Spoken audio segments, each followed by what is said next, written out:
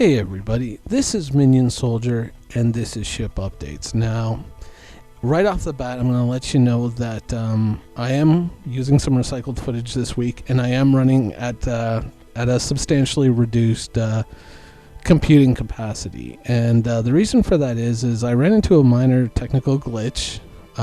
Just literally after I finished the piracy show, I was playing some video games, and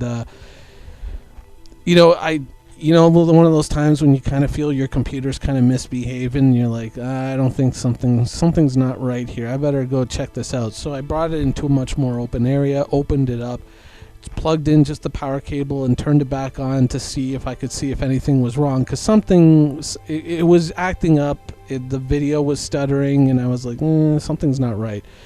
Now, luckily, thanks to my years and years of expert training, as in reading stuff on the internet, I was able to quickly diagnose what the problem was. And the problem was, in fact, the video card. And the reason why I was certain the video card was the problem, and this is a helpful tech hint that you guys can use in your own lives.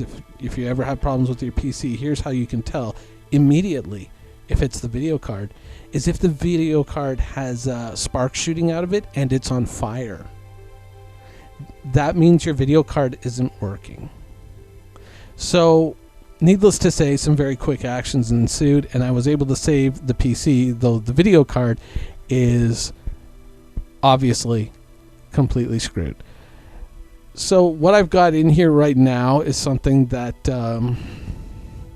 is very ancient, though basically functional, and it is allowing me to finish this episode, though at a reduced capacity. So I wanted to pull some video, especially there was a hilariously funny moment on Happy Hour today, but it was accidental.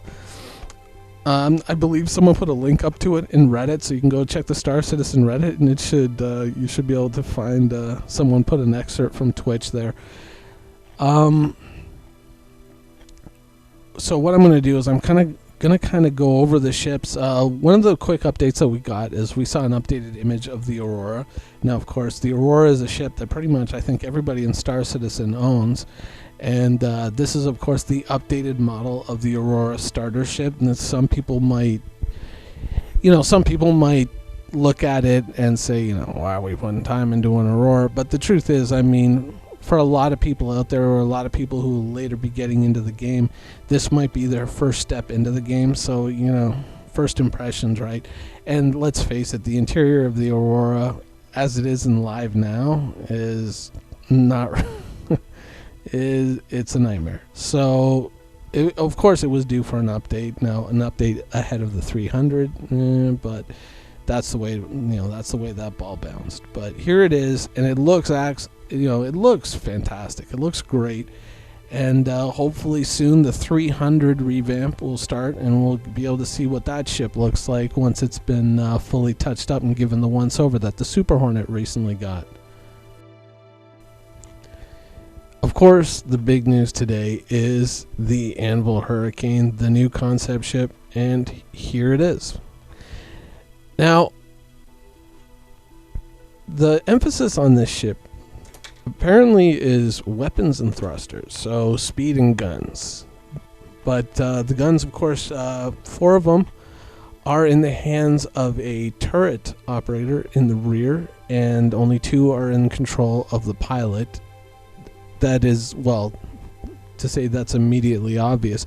Now, whether or not the pilot can control the turret as well, if no one's in the turret, I would hope so. I think the Super Hornet may set a precedent there, but it could be seen that the Super Hornet is an unmanned turret, whereas this is a manned turret. So, and we lost control of the manned turret on the Cutlass some time ago, so it's kind of difficult to tell which way that is going to go. But overall, the ship does look nice. It has a very solid 80s sci-fi ship feel to it, and you can definitely see the pedigree, more so of the Gladiator than of the Hornet, though of course the Hornet wingtips are there.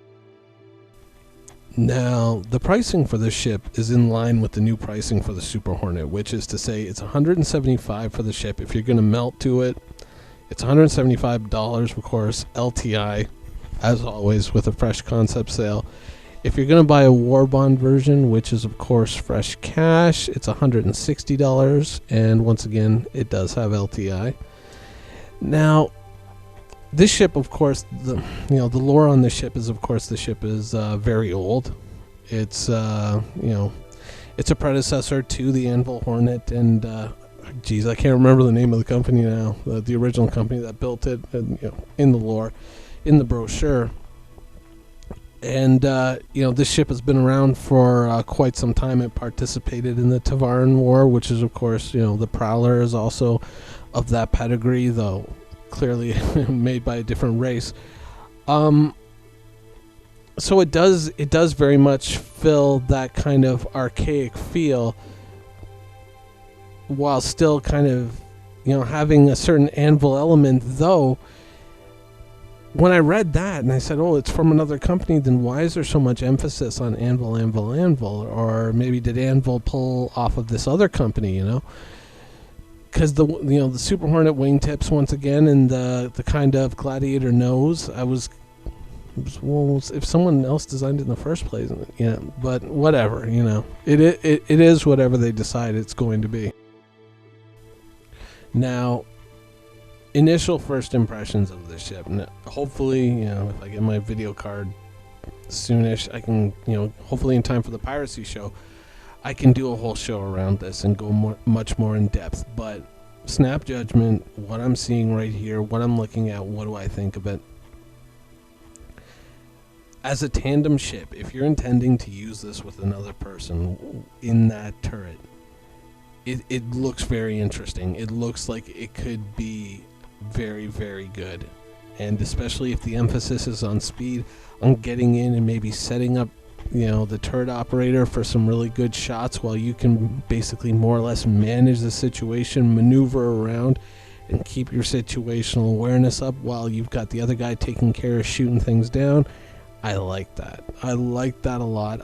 The gun placement on the turret is a little bit wonky to me. I feel like it should just be one on top of the other on either side, and it shouldn't be this kind of staggered out kind of placement that it has on there. But, once again, it depends on this turret gunner. It depends on this guy in the turret, if this is a person or not. If you're going to put an NPC in there, then I'd say don't even bother, because it's just, you're never going to get the benefits out of it. Someone, like a human being sitting in there talking to you over Discord, is going to give you information that, as a pilot, that you're just not going to get from an NPC, because an NPC isn't going to call something out and say, hey, there's a saber out there hovering way out there, I can see him, I think he's scoping us out, you should probably cut in under these ships and then just kind of move off and kind of keep your distance from him. Don't give him a clear angle to drop down on us or attack us while we're in the middle of trying to attack something else. Try to stay away from this guy. Things like that, it's these intangible things that, having another person in there can give you in a combat situation, that I think makes this a very interesting ship. And my initial reaction to it, when I was looking at it, I was like, man, I don't like this. I don't like the way it is. But then, I realized that I was biased because I was thinking of it from the single pilot perspective. And I was looking at it and I was saying, oh man, can I take that turret off and just get a fixed mount and put all 4 guns on the fixed mount and control them from the cockpit? Then I'm interested in this ship. Then this ship is a sale to me. This is something interesting. But as a tandem ship, no, it's not interesting. But upon further reflection, having somebody else up in that turret is, I think there's a lot of inherent benefits to it, to having that. Especially if you don't have VR or something like that when the game finally launches. And yes, I know, when all that stuff is implemented, and I know there's so many people waiting for that VR thing, and I don't know, hopefully when my video card shows up, that might actually be a possibility. But, I'm not going to buy anything until Star Citizen implements it and I see what other people think of, the different equipment. But yeah, my initial impression of it is, if you're going to fly with somebody else and you've got, really good, communication skills with that person, you intend to fly with that person a lot, This is a very interesting ship. I think this is a ship to watch for, much more so than the Super Hornet, because of all that added firepower in your gunner's, in his hands, or her hands, sorry. But if you're going to fly it as a single pilot, then I would wait for the Q&A to hear, can we remove the turret and just put fixed guns or even gimbaled guns on there? Things like that. That's the kind of things that I would, wait to hear before I would drop money on this ship. If I were intending to fly this alone, I feel that an NPC in there would be functional and would be a good way to maybe keep people off of you, but I feel that to really kind of reap the benefits of this ship, you would want another human being in that seat, someone that you can speak to and communicate with, and someone with a much more a broader sense of what's going on than just an NPC. So those are my initial impressions of this ship. If you're gonna fly with somebody else, yeah, I think this is definitely something to look at seriously, much more so than the Super Hornet. And of course, it's supposedly going to be delivered this year. That's what they've said in the sale page, is that they are aiming to deliver this year. Grain of salt or two, of course, but that's what they're aiming for. It is a small ship, and some of the smaller ships have been kind of getting out a little bit faster. They've just finished redoing all the Hornets. Who knows? Maybe this bad boy's up. But if you're going to fly this ship alone, I would wait to find out, to see if you can reconfigure that turret, or at least remotely control that turret. Not even say gimbals, but just the ability to fire those guns, even if they are just at that point fixed guns, as the pilot. Those are the things that I would want to know in the Q&A, and those are the things that I'd be looking for before I would buy this ship if I was intending to fly it solo.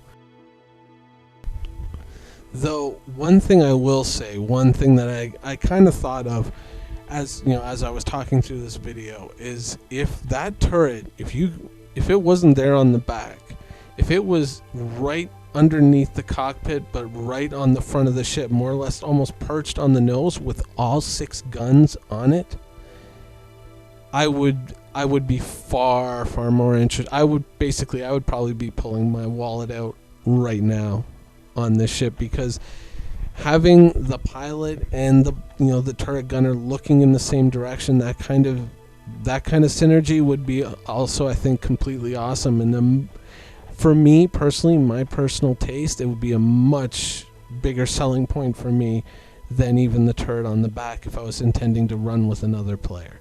Anyways, those are my thoughts on the Hurricane. Of course, there's Q&A next week. Look for the threads on the forums. And that's the show for this week. I hope you guys enjoyed it, and thanks for watching. Quantum travel initiated.